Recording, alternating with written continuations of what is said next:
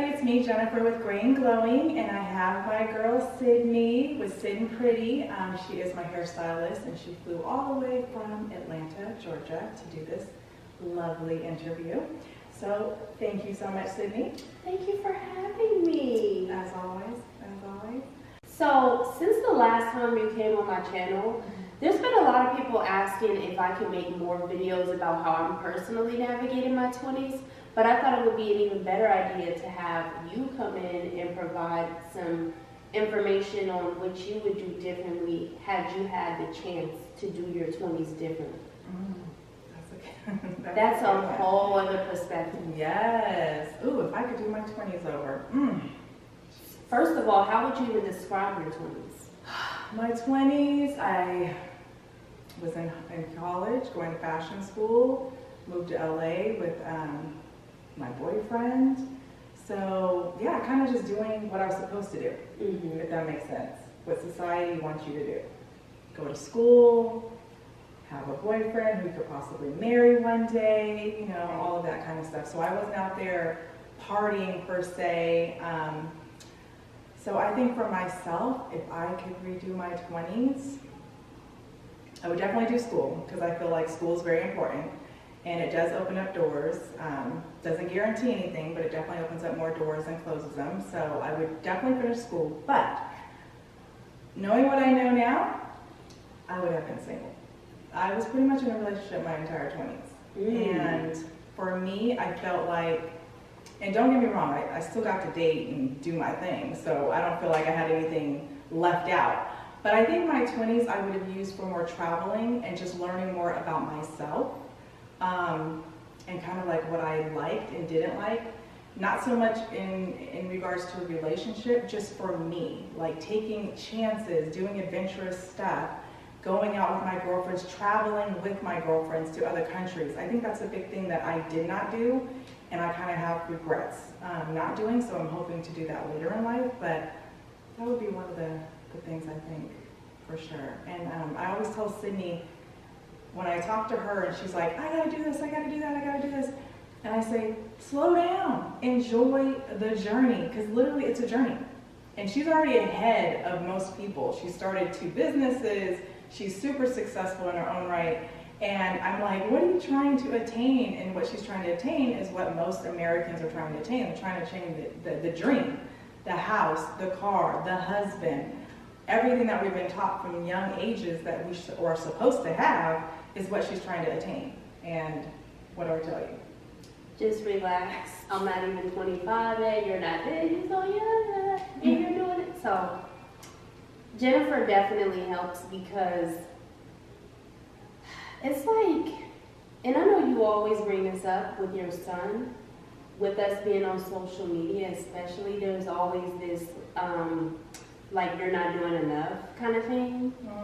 So it's nice because to have somebody a little bit older than you to like reassure you that you don't have to be on the grind, because even in school your teachers will kind of put a pressure on you, like, what are you doing, like, you know, it's going to be the end of the world if you take a break, etc.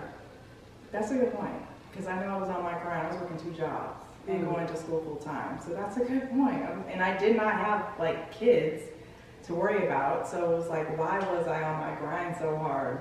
That's what I regret. So for all you 20-year-olds out there, take your time and enjoy the process and work the job at Starbucks. Really understand what you don't like, what you do like, because that's going to set the foundation. And all this, oh, I'm going to go to school to study this, I'm going to go to school to get this and that degree, you probably won't even end up turning out to be that engineer or scientist or whatever. You're probably going to change your mind. So, because you get into it and you're like, this isn't quite what I thought it was going to be.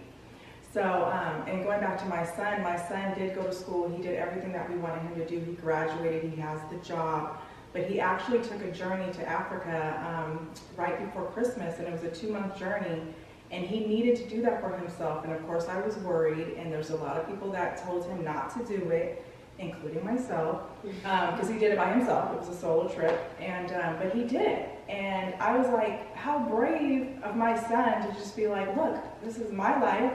I'm going to do this. And that's what he did. And I can't be more prouder of him. And I'm like so inspired by the fact that he took a chance and is living life. And that's what life is, you guys. It's to live it, not to run through it, not to live somebody else's life. It's to live your life, and you're going to make mistakes. You're going to not do everything the right way, and it's all a part of the process. The more you make mistakes, the more you're going to learn, and I think it's actually good to make mistakes. So. She said what she said. I said what I said. Right. Especially, that's actually what I was going to ask you when you say you went to school and you did everything they told you. I feel like one of the biggest or most, what is the word, like, one of the most trivial things is trying to figure out what it is you're going to do, because even though I've only graduated a few years ago, not like 15 years ago, for me, I discovered early that I was not going to go to school and I wanted to work for myself. And interestingly enough, at that time it was still taboo, especially because I was in AP classes, you know, so kind of the track I was on, it was academic, like you're going to achieve, blah, blah. And, you know, you can do that as a plan B, but, you know. Yeah. So I honestly felt like there was a lot of shame in what I was doing, and like a lot of uncertainty, and yeah, a lot of fear, and I hope that works out for you, but maybe this. And so it's funny to see everything change now to where, you know, circumstantially everybody's kind of exploring working for themselves, because that's kind of the one thing you can control. So what was that like for you, having to, when you were in your 20s, what was it like choosing a career path for you? And in retrospect, how would you have made that decision knowing what you know now? So for me, I was working at a high-tech company that was just starting off, and I was there as a receptionist for 3 years. This before I moved to LA. I was in Silicon Valley, and I was a good employee, and I was allowed, they told me, they were like, look, you can do whatever you want in this company. We'll train you. You can go as high as you want to go. And if I would have stayed with that company, I would have been a multi-millionaire on my own, because they were going to take me under their wing and teach me stuff that normally you'd have to go to college for. But because I started with the company, they were willing to do that. I, on my own, was like, this is boring, and I'm going to move to LA, and I'm going to do fashion, because that's more fun and more fabulous, and this is boring, sitting here with you engineers trying to create products like iPhones and things of that nature. So looking back, I'm so glad that I made the decision that I made, but I could have been way wealthier, way sooner if I would have just did that course. Right. But I completely understand what you're saying as far as the pressure to not step out and to do business on your own and become an entrepreneur. Like I said, everybody's American dream is you go to school, you get good grades, you go to a good college, you then get a good job, and you marry somebody and have children. That is the so-called American dream. And I think that people now are starting to wake up and understand that I am more than going to work 9 to 5 and getting a 2-week vacation while the owner of the company and or my boss gets all the benefits and gets to take a month off and go to Dubai. People want more out of life. It's more than just working.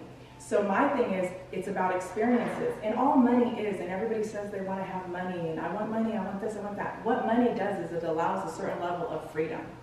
That's all money is. That's it. You just want freedom. You want freedom to go and be able to do what you want to do when you want to do it. And that's what money allows you to do. So if you're looking to make a lot of money, my thing is, find your passion.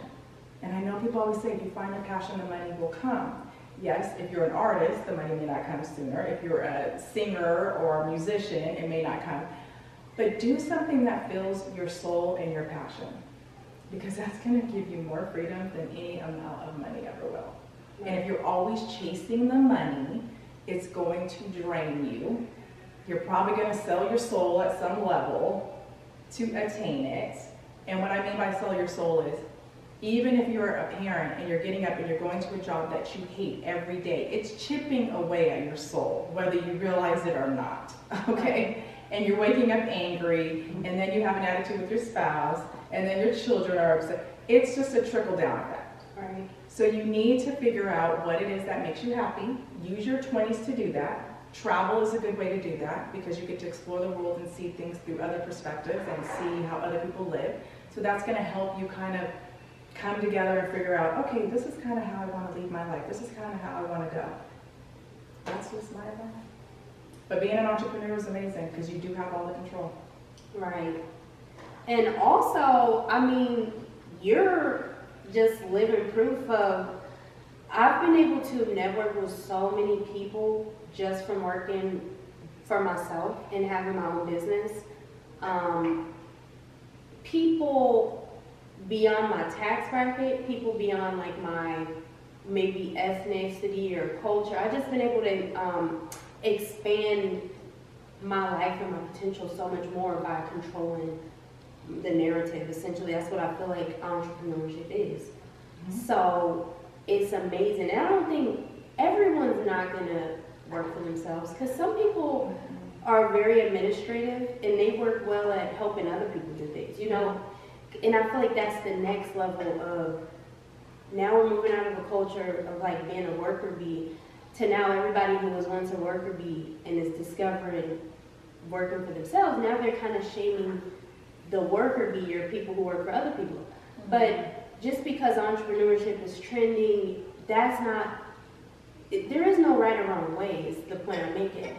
And I feel like that's something that I wish people would discuss more when it comes to your 20s and choosing a career path, is there is no right or wrong way. It's all about discovery and figuring out what works best for you. Mm-hmm. Because it's like, kind of, in your 20s, all you're doing is looking up and out because you feel like you don't know anything. You're not capable of making your own decisions because that's what society tells you. You're too young, you don't have experience, whatever. But no one is gonna, this is my opinion. I don't feel like anybody's gonna be able to lead you to exactly where you need to be outside of like yourself. You know? Completely. Because we're all just human and we're all trying to figure things out. It's all an experience. Right. It's all experiences. That's all life is. It's a series of experiences. Some are good and some are bad. And that's it. Right. So whether you want to work at Starbucks and learn that and have that experience, that's great. If you want to become a doctor and have that experience and then you change your mind, it's too much, you don't want to be a doctor anymore, it's all an experience. So just don't take yourself too seriously. I think that's the message. I think that's what COVID is teaching people too. It's just like some things are totally out of your control, and the things that you can control, being with your family, taking time for yourself, taking care of your mental health, your physical health, eating healthy, eating right, doing those kind of things, you have the control and power to do. And so do it. That's it.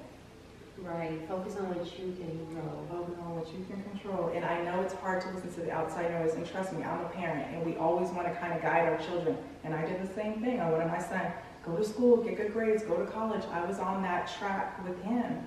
And then my daughter kind of threw a monkey wrench in, and she's like, nope, we're going to do it a little different way.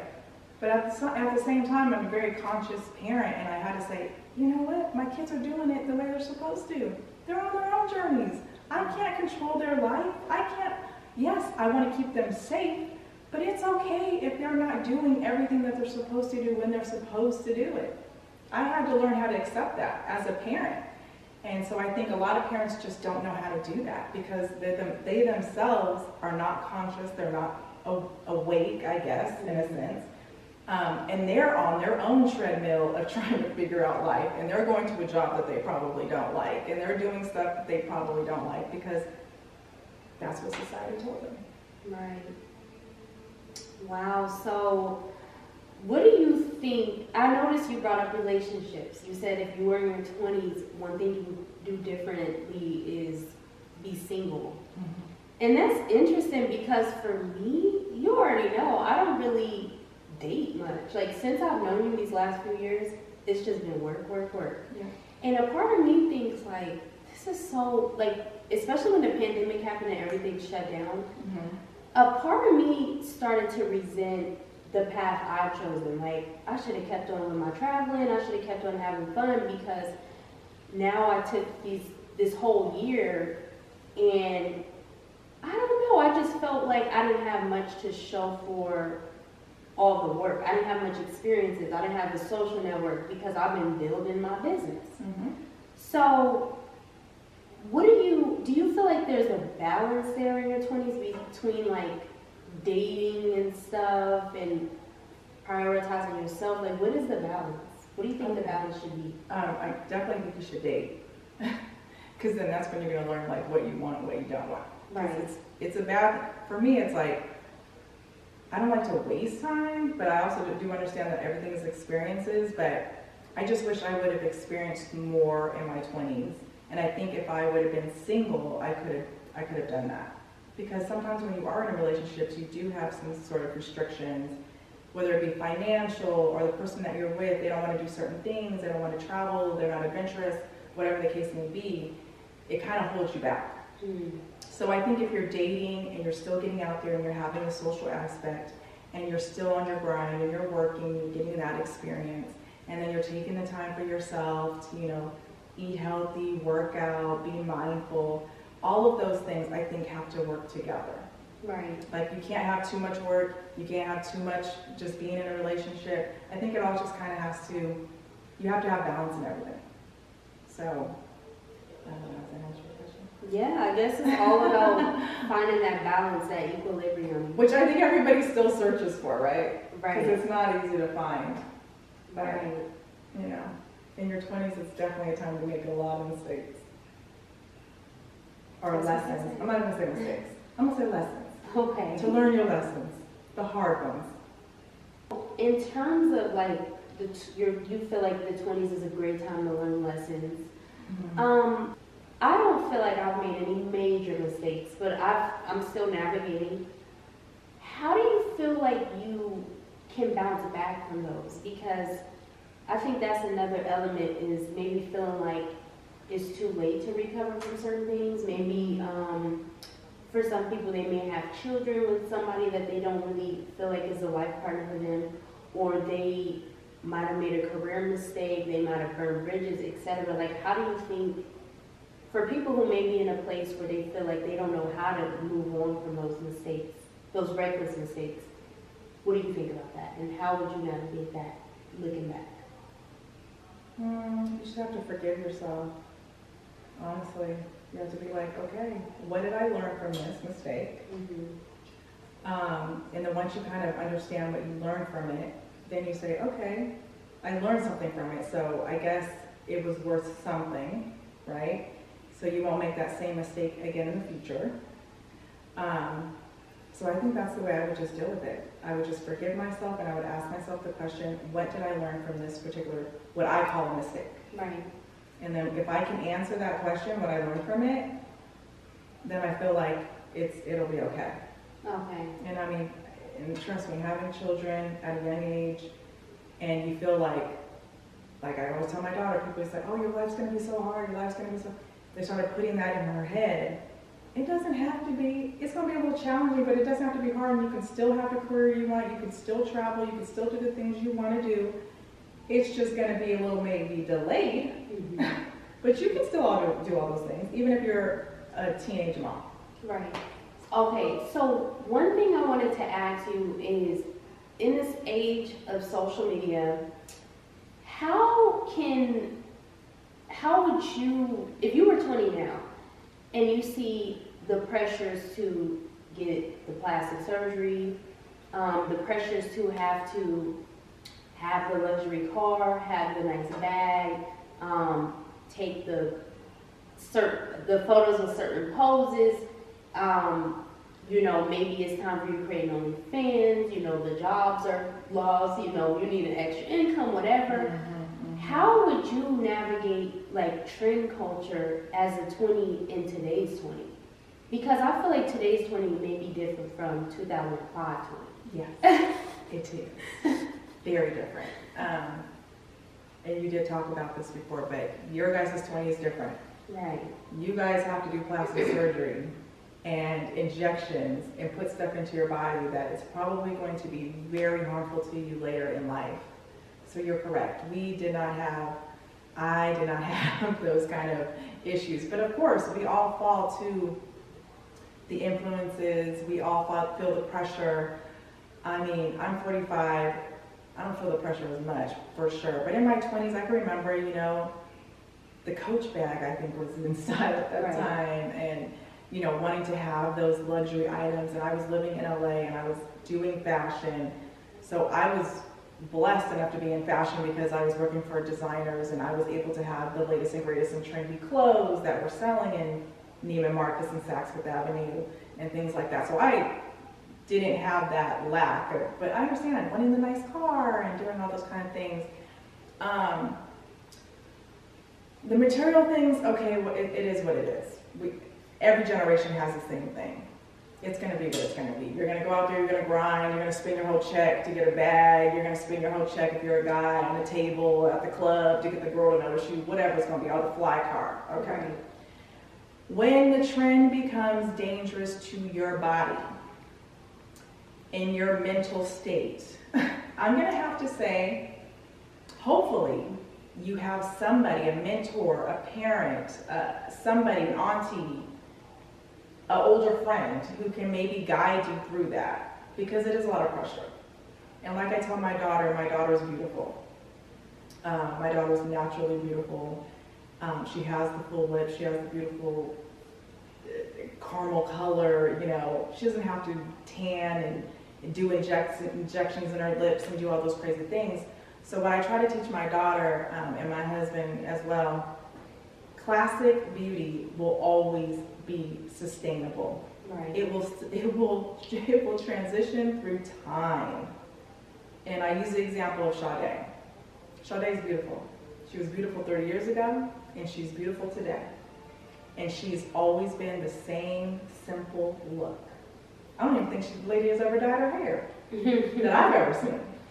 Slick back, ponytail, bun, or wearing it down. Mm-hmm. So if you can just remember that what you're living through is completely temporary, it will pass, because it always does, even though when you're in it, you feel like it's forever. And you just remember, am I going to want this when I am 30? Am I going to want this when I'm 40? These are the kind of questions you want to ask yourself in your 20s. And hopefully when you answer and you're honest with yourself, you'll probably be like, probably not. And that may save you from doing something crazy, like doing an injection in your behind to make it there because it's on trend today. Or going to get the plastic surgery that you definitely don't need in your 20s because you're still developing and growing and changing your body. So I would ask myself, am I going to want this in the future? That would be the first thing I do. And then I would pick somebody who's older, like an idol. My idol is Sade. I think she's a classic beauty.